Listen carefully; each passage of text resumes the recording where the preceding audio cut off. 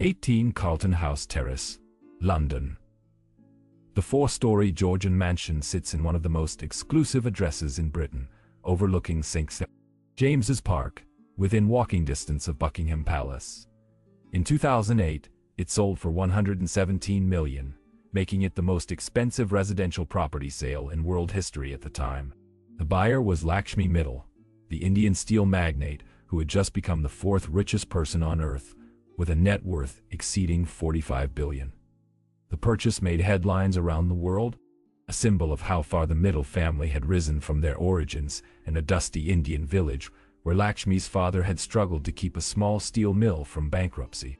But what few people understand is that the mansion wasn't a celebration of arrival. It was a statement. Lakshmi Mittal didn't buy the most expensive house in London because he needed somewhere to live. He bought it because he was waging a war for control of the global steel industry, and in that war, symbols of power mattered. The house sent a message to European competitors who still viewed Indian businessmen as upstarts. The Mittals had not just arrived, they had conquered. This is the story of how a family went from scrap metal to steel empire, from poverty in Rajasthan to palaces in London, through a combination of vision, ruthlessness, and a willingness to see opportunity where everyone else saw only ruins. The story begins not with Lakshmi but with his father, Mohan Lal Mittal, born in 1925 in the small village of Sadulpur in Rajasthan, one of India's poorest states. Mohan grew up in a traditional Indian joint family where extended relatives lived together, shared resources, and pooled income. His father ran a small money-lending business, providing loans to local farmers and merchants. It was respectable, but precarious work in a region where drought could wipe out borrowers and leave lenders with nothing but uncollectible debts. Mohan understood from childhood that security didn't come from lending money. It came from owning things, making things, creating value that people needed regardless of economic conditions. In the 1950s, India was going through massive economic and political transformation.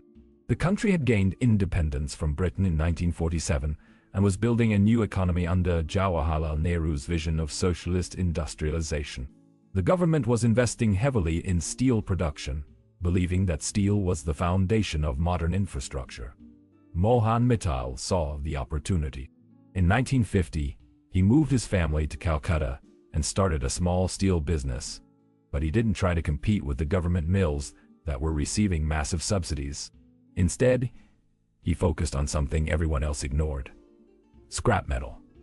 India was full of scrap, old railway equipment, discarded machinery from British colonial factories.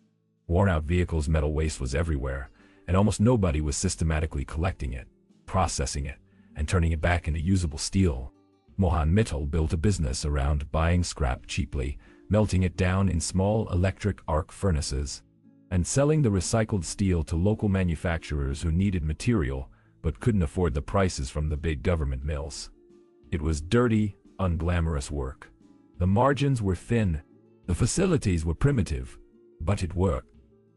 Slowly, through the 1950s and early 1960s, Mohan built a viable business that employed dozens of workers and supported his growing family.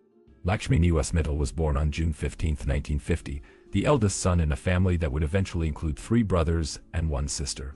He grew up watching his father work brutal hours in the steel yard, negotiating with scrap dealers, managing workers, constantly scrambling to find the next load of material to process. Lakshmi was a quiet, observant child who showed little interest in academics but paid intense attention to his father's business. By the time he was a teenager, he could calculate profit margins in his head, assess the quality of scrap metal with a glance, and understand the economics of the steel trade better than most adults. In 1967, at age 17, Lakshmi enrolled in St. Xavier's College in Calcutta to study commerce. But his heart wasn't in formal education. He spent more time at the family steel mill than in classes, learning the practical details of the business. His father, seeing Lakshmi's aptitude and drive, began grooming him to take over the business. By the time Lakshmi graduated in 1969, he was already functioning as a de facto manager of the company's operations. But Mohan Mittal had ambitions beyond scrap recycling in Calcutta. In 1970, he made a bold move. The family pooled their resources and bought a struggling steel mill in the state of Rajasthan. It was a bigger operation than anything they had attempted before, with capacity to produce tens of thousands of tons annually. Mohan sent his 20-year-old son Lakshmi to manage it. It was a test. If Lakshmi could turn the mill profitable, it would prove he had the ability to lead the family business into bigger ventures. If he failed, the family would lose a significant portion of their wealth. Lakshmi didn't fail. He threw himself into the work with obsessive intensity. He lived at the mill, sleeping in a small office, eating simple meals with the workers, personally overseeing every aspect of operations. He renegotiated supplier contracts, streamlined production processes, cut waste, and pushed output higher. Within 2 years, the mill was profitable. Within 5 years, it was thriving. Lakshmi had proven himself not just as a manager but as someone who could take broken, failing operations and transform them into money-making machine. This skill, buying troubled assets cheaply and turning them around, would become the core of Lakshmi Mittal's strategy for the next 4 decades. But in the early 1970s, he faced a problem. India's economy was closed, heavily regulated, and dominated by bureaucratic controls. The government controlled licenses for expanding production. Tariffs protected domestic manufacturers from foreign competition. Growth was slow, restricted, frustrating. Lakshmi looked at India's constraints and made a decision that would define his career. If he couldn't grow in India, he would grow outside India. In 1976, Lakshmi convinced his father to let him pursue an audacious plan. He would go to Indonesia, a country most Indian businessmen had never even considered, and build a steel mill from scratch. It seemed insane. Lakshmi was 26 years old, had never worked outside India, didn't speak Indonesian, and was proposing to invest the family's money in a foreign country with an unfamiliar business culture. But Mohan trusted his son's judgment. Lakshmi went to Indonesia with a small team and a simple thesis. The country was developing rapidly, needed steel for infrastructure, and had almost no domestic production. There was a market, and nobody was serving it. Lakshmi built the mill in record time, sourcing equipment from multiple countries, hiring local workers, and navigating Indonesian regulations with a combination of persistence and pragmatism. By 1977, the mill was operational. By 1980, it was profitable. And Lakshmi had proven that his model could work internationally. He could go to developing countries, build or acquire steel capacity cheaply, operate efficiently, and serve local markets that the big Western steel companies ignored because they seemed too small or risky. This became the pattern.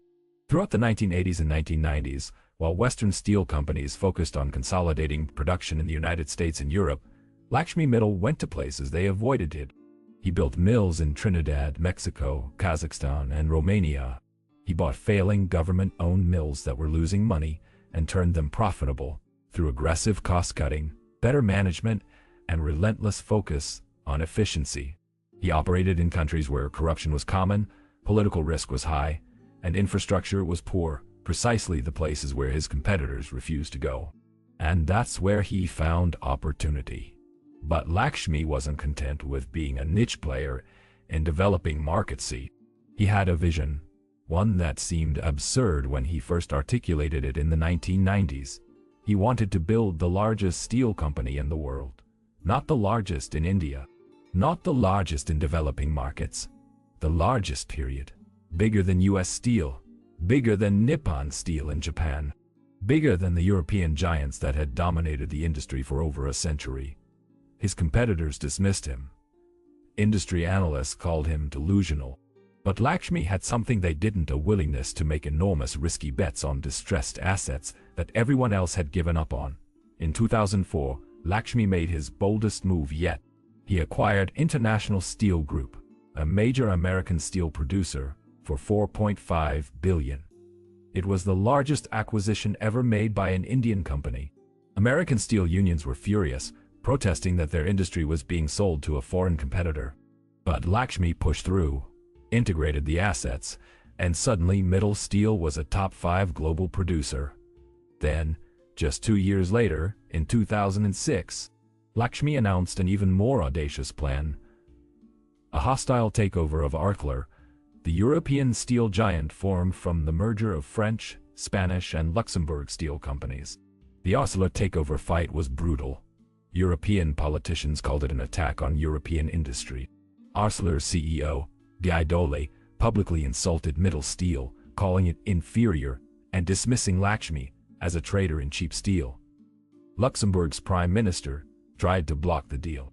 French unions organized protests. The European establishment fought desperately to prevent an Indian outsider from taking control of one of their crown jewel industrial companies. But Lakshmi refused to back down.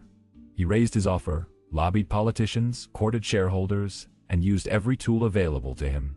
In June 2006, after months of vicious corporate warfare, Arkler's shareholders accepted Mittal's bid. The combined company, ArcelorMittal, became the world's largest steel producer, controlling roughly 10% of global steel production. Lakshmi Mittal had achieved his impossible goal. The boy from Sadalpur, the son of a scrap metal dealer, now controlled steel mills on 5 continents, employed over 300,000 workers, and produced more steel than entire countries. It was one of the most dramatic ascents in global business history. But success at that scale comes with a price. Lakshmi's management style, which worked brilliantly when he was building scrappy mills in developing countries, created tensions when applied to established operations in Europe and America. Workers accused him of prioritizing profit over safety. Environmental groups criticized the company's pollution record.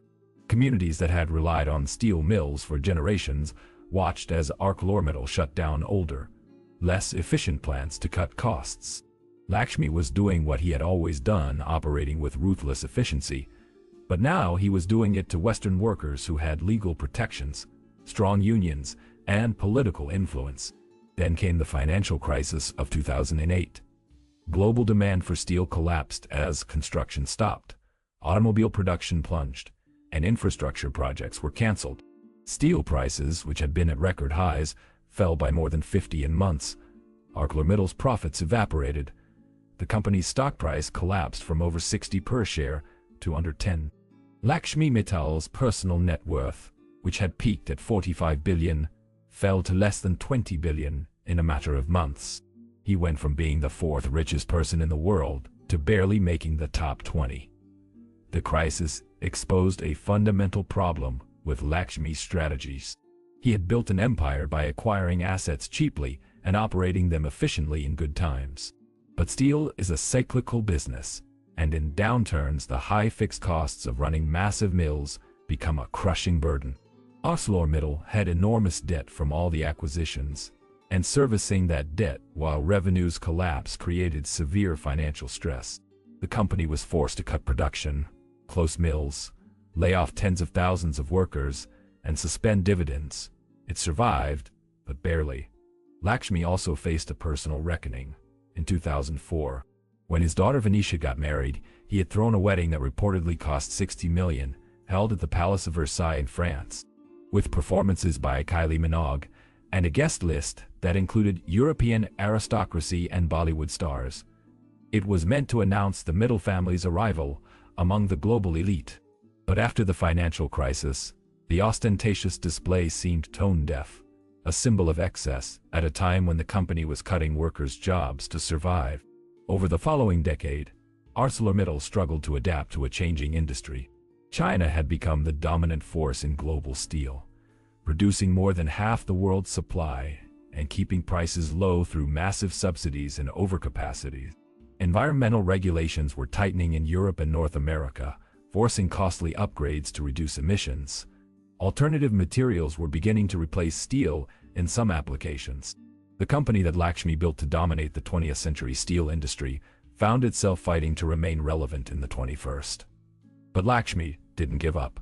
He restructured the company, sold off non-core assets, invested in newer technologies like electric arc furnaces that produce steel with lower emissions, and repositioned ArcelorMittal as a leader in sustainable steel production. By 2021, the company had returned to profitability, and Lakshmi's net worth had recovered to over 18 billion. It wasn't the peak of 2008, but it represented resilience, the ability to survive a brutal downturn and rebuild. Today, ArcelorMittal remains the world's second-largest steel producer, operating in more than 60 countries. Lakshmi Mittal is in his 70s, gradually handing over operational control to his son Aditya, who serves as CEO. The family dynasty that began with Mohan Mittal buying scrap metal in Calcutta continues into its third generation. The mansion in London still stands as a monument to how far they've come from Sadupa village. But the Mittal story isn't a simple tale of triumph. It's more complicated, more human than that. Lakshmi Mittal proved that an outsider, dismissed by the establishment, could build a global empire through intelligence, ruthlessness, and a willingness to bet big when others were afraid. He showed that industries dominated by Western companies for over a century could be disrupted by someone who saw opportunity where they saw only risk. He brought jobs to countries that had been written off as too corrupt or too poor to matter. But he also showed the limits of that model. Rapid expansion through debt-fueled acquisitions creates fragility. Cost-cutting can alienate workers and communities. And building an empire doesn't guarantee you can sustain it when the market turns against you. The Mittal family went from scrap metal to steel empire in 2 generations. But staying at the top of that empire required navigating challenges that pure ambition couldn't solve. What remains is a legacy that is neither purely heroic nor purely cautionary. It's the story of how global capitalism works in the modern era, how companies from developing countries can rise to challenge established powers, how family businesses can become multinational corporations, how fortunes can be built and nearly lost and rebuilt again. The Mittals didn't just survive. They conquered. But conquest is never final, and empires require constant defense against the forces that would tear them down.